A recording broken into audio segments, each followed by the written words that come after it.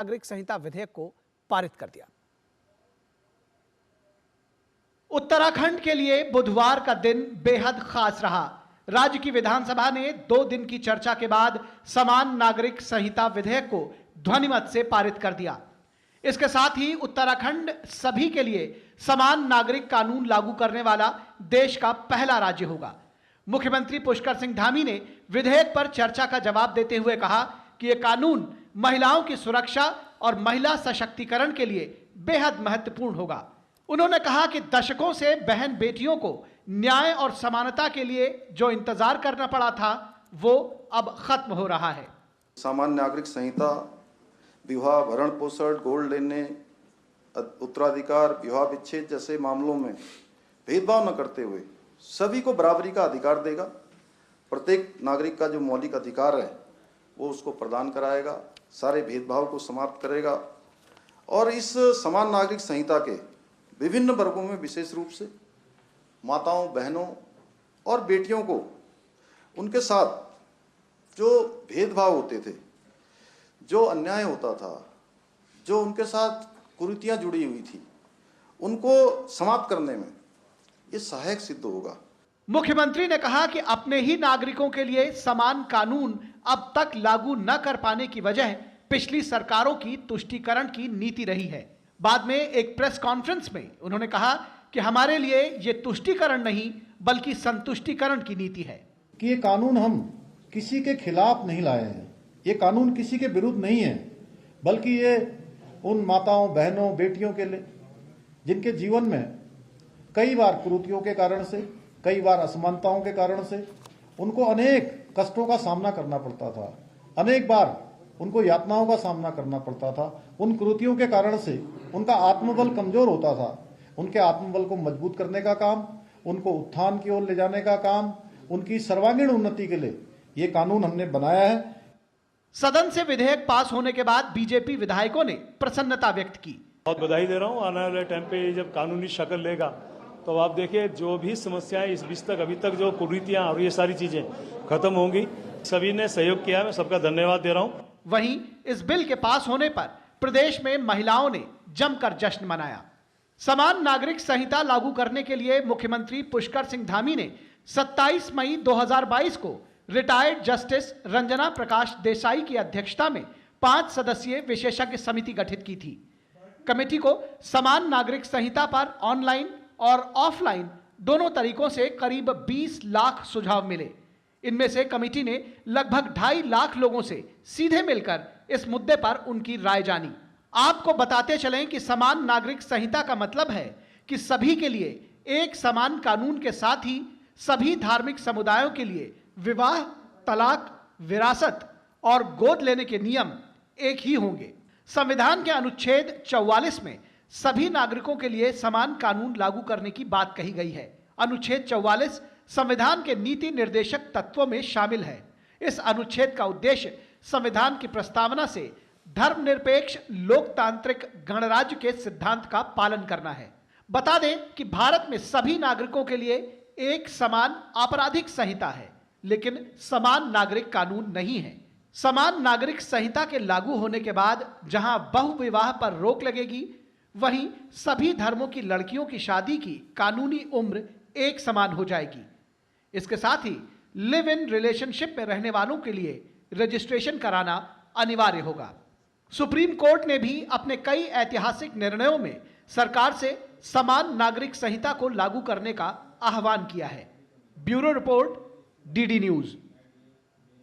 तो विशेष खबर है कि उत्तराखंड ने इतिहास रच दिया है और वहां की विधानसभा ने यूसीसी यानी कि समान नागरिक संहिता को पारित कर दिया है। उत्तराखंड में यूसीसी रचा इतिहास, ये आज हमारे विशेष चर्चा का विषय है।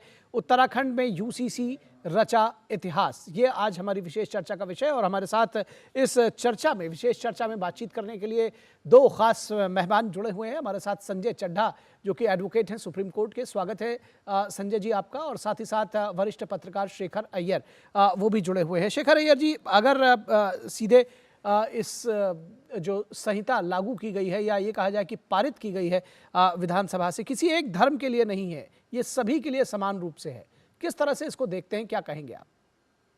देखिए, ये बहुत बड़ा ऐतिहासिक कदम है, किसी के खिलाफ नहीं है, सबके हित में है, खास करके महिलाओं के लिए। क्योंकि लगातार हम देखे हैं, जैसे ट्रिपल तलाक जब कानून लाया गया, मुस्लिम बहनों के खिलाफ जो जिस तरह एक प्रैक्टिस चलाई थी, उस पर रोक लगा और एक प्रकार से डिटरेंट हुआ। और यहाँ पे जो सबके लिए एक जो कानून आ रहा है, शादी हो, डिवोर्स हो या विरासत यानी इनहेरिटेंस हो या गोद लेने वाली अडॉप्शन की मामला हो, ये सब एक ही तरफ से होगा, कोई धर्म का रोल इसमें नहीं रहेगा। और साथ में दूसरी बात क्या है कि कोई भी शादी, महिला हो या पुरुष, एक ही शादी कर सकते हैं। यानी आप अनेक पुरुषों से शादी भी नहीं कर सकते, अनेक महिलाओं से भी शादी नहीं कर सकते। तो एक प्रकार से एक रोक है। जी। और दूसरी बात जो आपने भी अभी जिक्र किया कि महिलाओं की जो एज है 18 साल रखी गई है, सब धर्म किसी भी हो, एक ही कॉमन एज है, और 21 है लड़कों के लिए। और जो सबसे बड़ी बात, लिव इन का कपल का भी जो मामला है, उस पर भी सुप्रीम कोर्ट का भी इस पे निर्णय का भी काफ़ी इसमें ये रहा है, क्योंकि लिव इन रिलेशनशिप के नाम पे हमने देखा कई जुल्म हुआ है, कई केसेस में हत्या भी हुई है। और जहाँ हत्या भी हुई है, कई केसेस ऐसे भी हैं जहाँ छोड़ के चले गए, फिर बच्चा को देखभाल करने के लिए कोई नहीं है, इस पे मेंटेनेंस की भी प्रावधान है। लिव इन रिलेशनशिप रजिस्टर होनी चाहिए, और साथ में अगर बच्चा है, कोई सेपरेशन हो जाता है, वो भी आप रजिस्ट्रार को इन्फॉर्म करके सेपरेट होना है और मेंटेनेंस भी देना है। यानी महिला के खिलाफ जिस प्रकार की प्रैक्टिसेस रही है हमारे समाज में, उस पर एक कानूनी तौर पे एक रोक लगाने की बात है।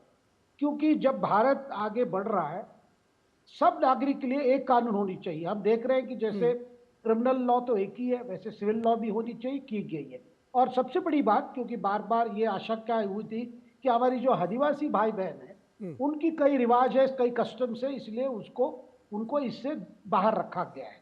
जी। वो एक इम्पॉर्टेंट चीज़ हमें समझना चाहिए। उत्तर पूर्व हो या बाकी कोई आदिवासी के जो कम्युनिटी के जो उनके जो ट्रेडिशंस कस्टम्स हैं, वो इस पर कोई असर नहीं पड़ेगा।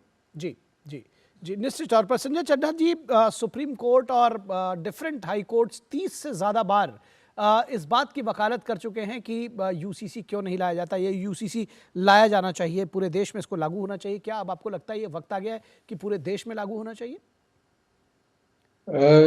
देखिए निखिल जी, बात बिल्कुल सही है। 30 से ज्यादा कॉन्स्टिट्यूशनल कोर्ट्स यानी कि हाई कोर्ट्स और सुप्रीम कोर्ट ने, मुझे याद पड़ता है शाहबानो केस है, फिर आपको अगर मैं सरला मुदगिल का केस है, कई सारे ऐसे केसेस हैं जिनमें इस तरह की नजीर, इस तरह का लॉ पास किया गया और गवर्नमेंट को याद दिलाया गया कि आर्टिकल 37 ऑफ द कॉन्स्टिट्यूशन जो डायरेक्टिव प्रिंसिपल को अपनी पॉलिसीज में लाने के लिए बार बार इंकित करता है गवर्नमेंट्स को और कहता है कि ये आप लेके आइए, अपनी पॉलिसी का पार्ट बनाइए, उसी छड़ी में ये किया गया।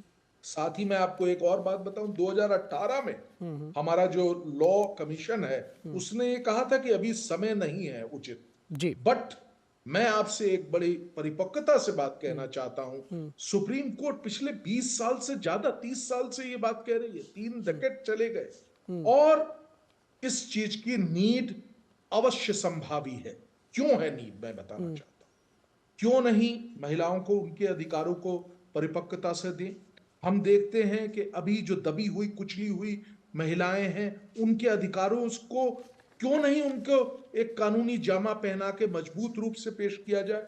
जैसे लिव इन रिलेशन को जब सुप्रीम कोर्ट ने अप्रूवल दे दिया कि ये एग्जिस्ट करती है, ये हमारे सोसाइटी का पार्ट है, अब लॉ में परिपक्वता लाके हमने उसमें भी एक, जैसा शेखर जी बता रहे थे अभी, कि उसका रजिस्ट्रेशन अनिवार्य है और रजिस्ट्रेशन अनिवार्य के बाद अगर छोड़ रहे हैं तो उसकी भी सूचना देनी पड़ेगी और अगर कोई उससे इश्यू होता है, कोई चाइल्ड होता है तो उसकी भी सूचना देनी पड़ेगी। ये क्या ये मैच्योरिटी की ओर हम लोग नहीं बढ़ रहे हैं? मॉडर्नाइजेशन हम तमाम चीजों में कहते हैं, क्यों हम पीछे में रहें?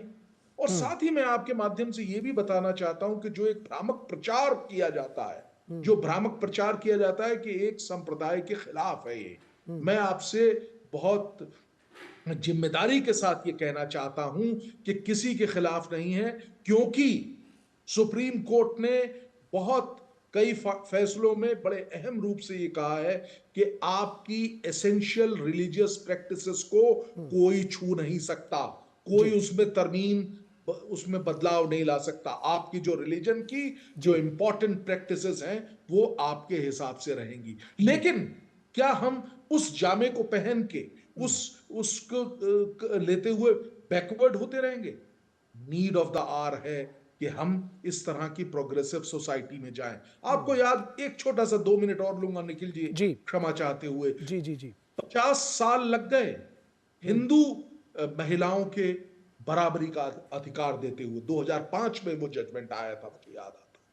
तो क्यों नहीं, जब ये अधिकार है, इस एक पर्टिकुलर रूढ़िवादी व्यवस्था की वजह से हम किसी के अधिकार से उसको वंचित नहीं रख सकते। सुप्रीम कोर्ट ने कई जजमेंट्स में कहा है और यही आज की आवश्यकता है। जी जी एक बात और समझना चाहेंगे आपसे, एक एडवोकेट के तौर पर, एक संविधान के जानकार के तौर पर, कि क्या इसकी वजह से जो न्यायिक प्रक्रिया है उसमें भी कुछ सुधार होगा?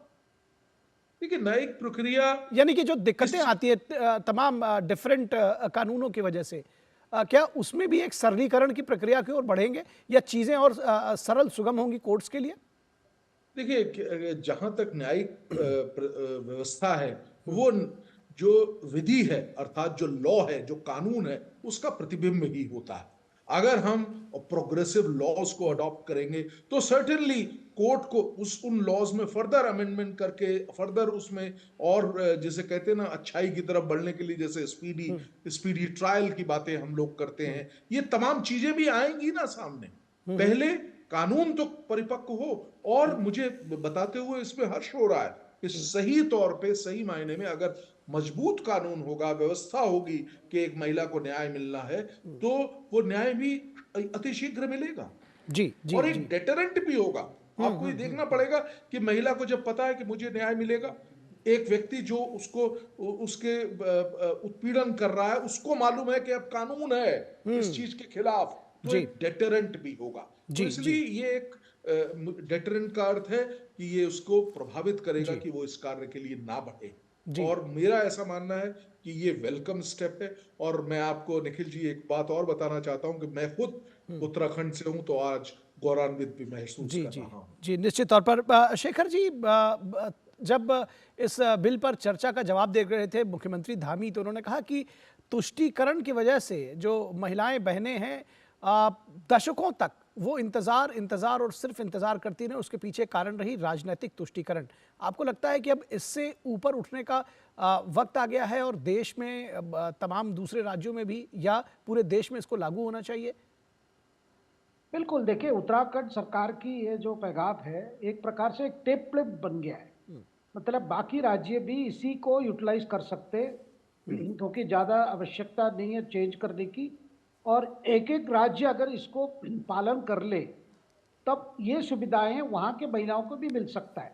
अब पुष्टिकरण की बात जो दाविश जी ने रखा है असेंबली में, यही कारण था कि जो कानून आया था शाहबानू के, जो जिसको हम मानते हैं शाहबानू केस, वो कानून का मतलब वो क्या था? जब सुप्रीम कोर्ट ने एक मुस्लिम महिला के लिए, और वो भी मेंटेनेंस देने की बात थी, वो भी कितना 100 मेरे ख्याल 120 कुछ रुपया था, उसको लेकर इतने बड़े बवाल मच गया, सारे मुल्ला सब लग गए, बोले भाई कानून बदलो, ये हमारे पर्सनल लॉ है। और राजीव गांधी सरकार ने प्रेशर पे आके उस चीज़ों को बदले। और जो मैं मानता हूँ एकदम वाटरशेड मोमेंट था कि जब सुप्रीम कोर्ट एक महिला के लिए, महिला कल्याण के लिए कानून में एक बड़ा ये इंटरप्रिटेशन दी, उसको आपने पूरा पलट लिया। उसके वजह से देखिए, बाकी और कुछ इस मामले में आगे चीजें बढ़ी ही रही। ये कॉमन सिविल कोड शाहबानू के केस के बाद एक प्रकार से रोक लग गई, तो कोई रिफॉर्म नहीं हुआ, कोई उस दिशा में सोचा भी नहीं। लेकिन आज मौका आ गया है, एक बहुत बड़ी मौका है। मैं मानता हूँ ट्रिपल तलाक भी बड़ा ऐतिहासिक ये था, कानून था, और ये दूसरा ये है। और सरकार के पास रिकॉर्ड है कि जब ट्रिपल तलाक कानून आने के बाद किस तरह ये ट्रिपल तलाक SMS बेच के, व्हाट्सएप बेच के जो करने की जो आदत रही है, ये वो बिल्कुल बंद हो गई, क्योंकि कानून एक प्रकार से डिटरेंट का काम किया। तो इसी तरह जब अगर ये वाले आ जाएंगे, कॉमन सिविल कोड अगर अडॉप्ट हो जाए, बाकी राज्यों में आ जाए, तो मुझे लगता है कि महिला कल्याण के लिए एक बहुत बड़ा कदम होगा, उनकी सुरक्षा के लिए भी कदम होगा, और उनकी जो राइट्स है, नॉर्मल राइट्स है, हाँ। उसके लिए भी एक बड़ा कदम होगा। जी, निश्चित तौर पर महिला सशक्तिकरण के लिए बड़ा कदम होगा, महिला राइट्स के लिए बहुत बड़ा कदम होगा। बहुत शुक्रिया इस तमाम बातचीत के लिए शेखर अय्यर जी और संजय चड्ढा जी, हमारे साथ जुड़ने के लिए और अपने विचार साझा करने के लिए। यहाँ रुकेंगे एक छोटे से ब्रेक के लिए, कहीं मत जाइएगा, जल्द हाजिर होंगे। बोला कौन है? मैं पर हुआ क्या? बिजली